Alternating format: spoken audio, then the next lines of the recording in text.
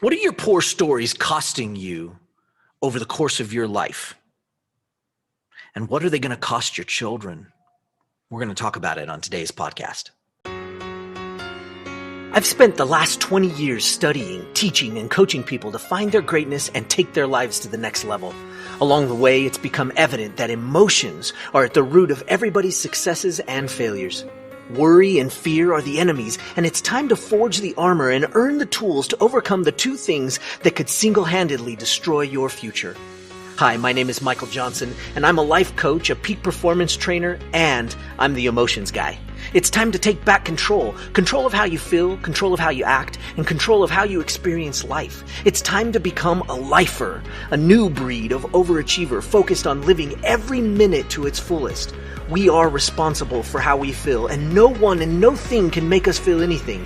Emotional mastery is our journey, and emotional education and intelligence is the key.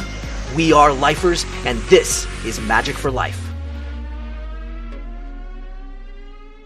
What's up, lifers? Michael Johnson here with the Magic for Life podcast. Thank you so much for joining me today.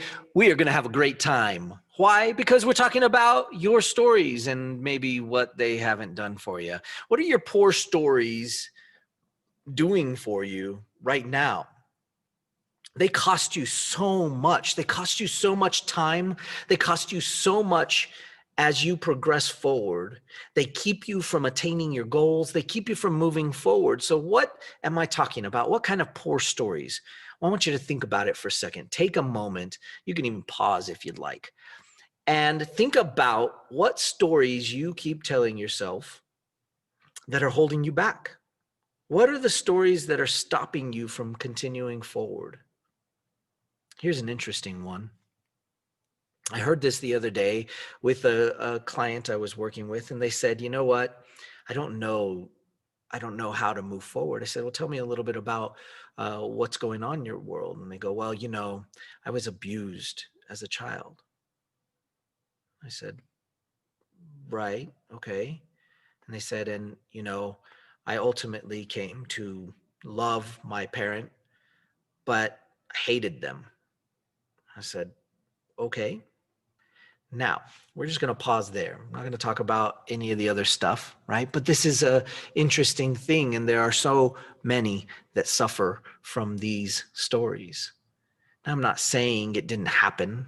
I'm not saying that it was made up. I'm not saying anything about the past because I don't know if that past is true or not true or how true it is or what their experience was. But all I know is that the story they're telling is what they believe. And therefore, in that moment, it is the most truth that they have. And with your poor stories, in the moments that you are telling them, you are being a creator.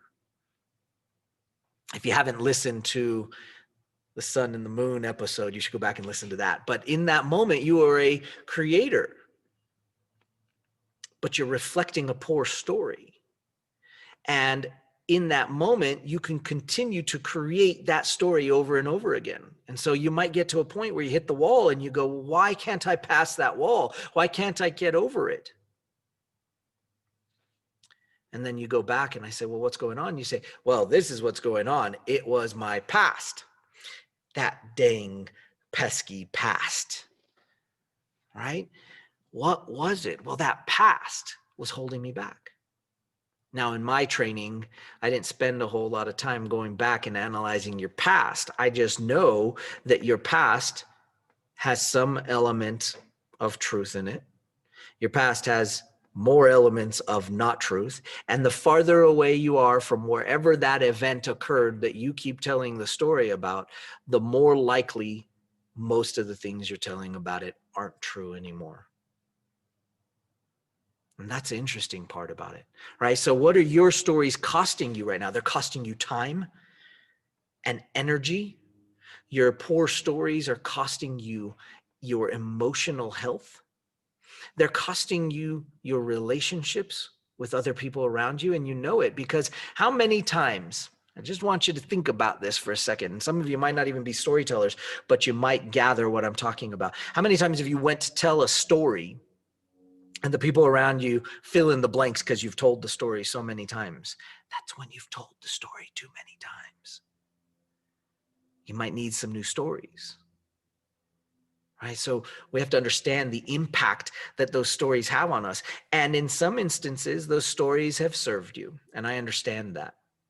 And this is usually the argument when I talk about stories being the thing that is costing you something. Now, don't forget, I didn't say good or bad. I'm saying it's costing you something. It's probably costing you energy. It's costing you time because you filter your world through some of your stories, which are some of your beliefs, which are things you say to yourself over and over and over again.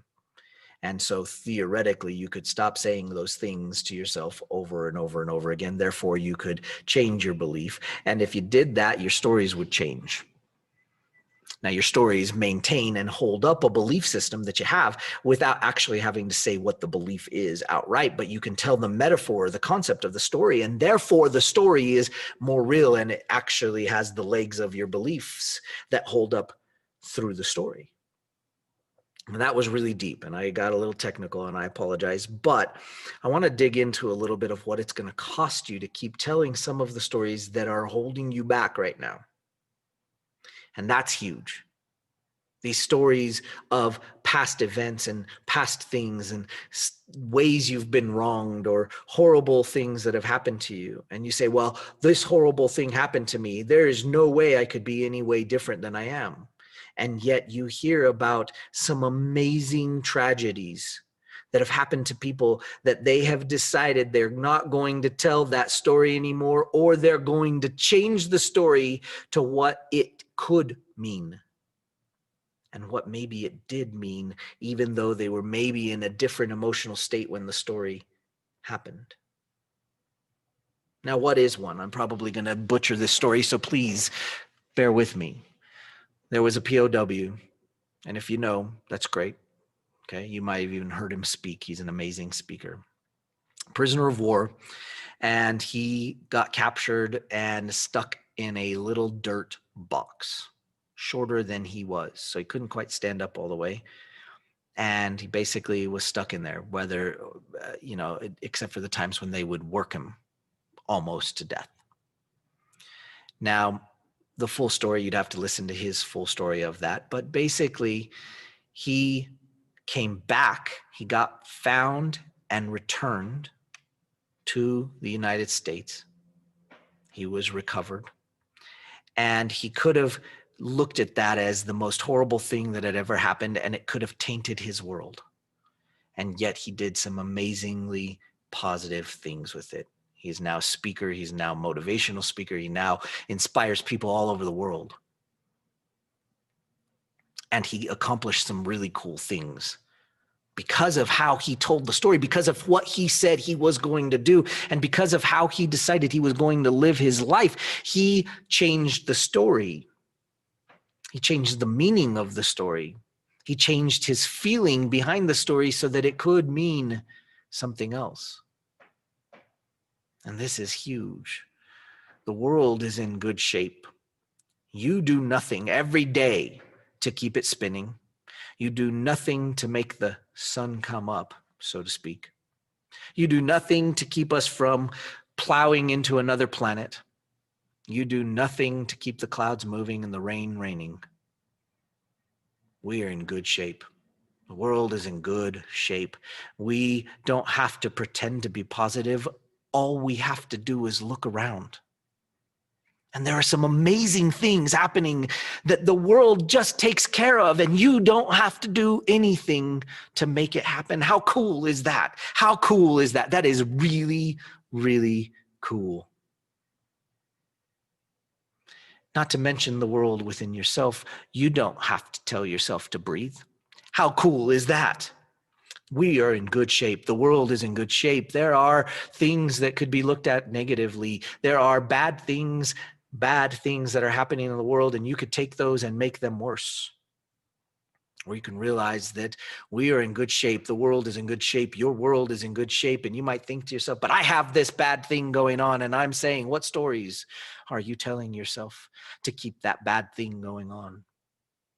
And that might be a little bit of tough love. And I am sorry if that's the case. And I'm sorry if I've pushed your buttons a little, but you probably need it.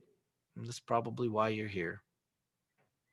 But let's keep inventory. Let's take a little bit of inventory on our stories and start to look at some of the poor stories that we're telling, because what's it going to cost your children if you don't?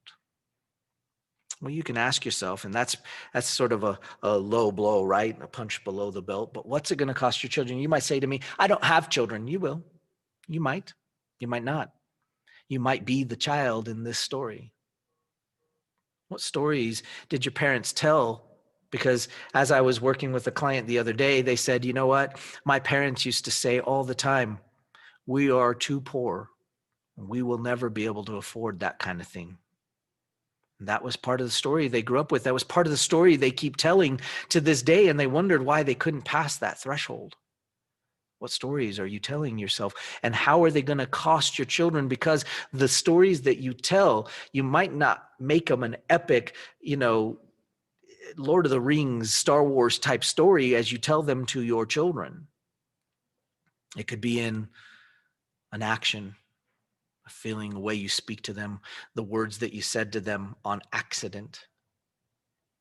But what stories are you telling that are going to affect them, that they're going to take with them and keep telling, even though they might not be true?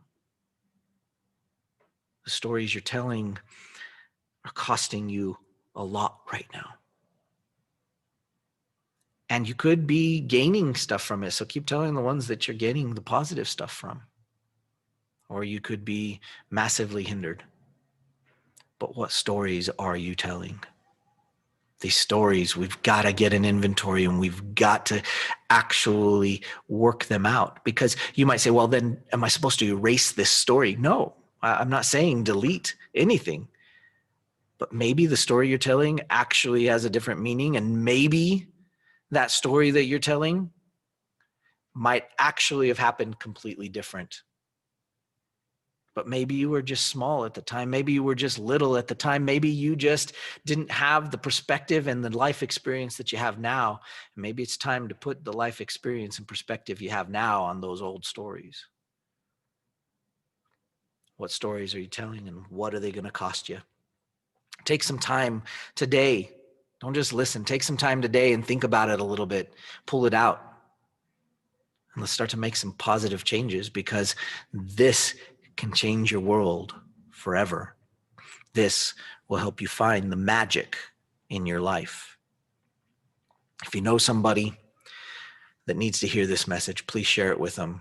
Take a screenshot if you're listening somewhere and post it on Instagram with the hashtag Magic for Life. We'd love to hear from you. If you're loving Magic for Life, let us know. Helps me and the team know that we're producing some really great stuff for you, and that it's making a big difference for you in your life. We sure appreciate you, and we're sure happy that you're part of the Lifer family here at Magic for Life. And we can't wait to see you. Go find us on Facebook. Check out our Facebook group. It's a cool place. You can apply to get in. We only accept like-minded individuals. We'd love to see you there. We'll see you next time on the Magic for Life podcast. Hey Lifers, we expect upgrades to the base operating functions of the things like our phones, cars, and even refrigerators. Why then has it not been made a priority that we upgrade the operating systems of our emotional states? We dance around the subject of emotional mastery from a young age.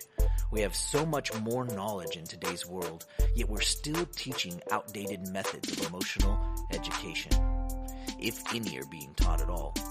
It's time for a change. It's time for an upgrade to our emotional education. Let me help you learn how to do that. Pick up your free copy of Every Minute at everyminutebook.com.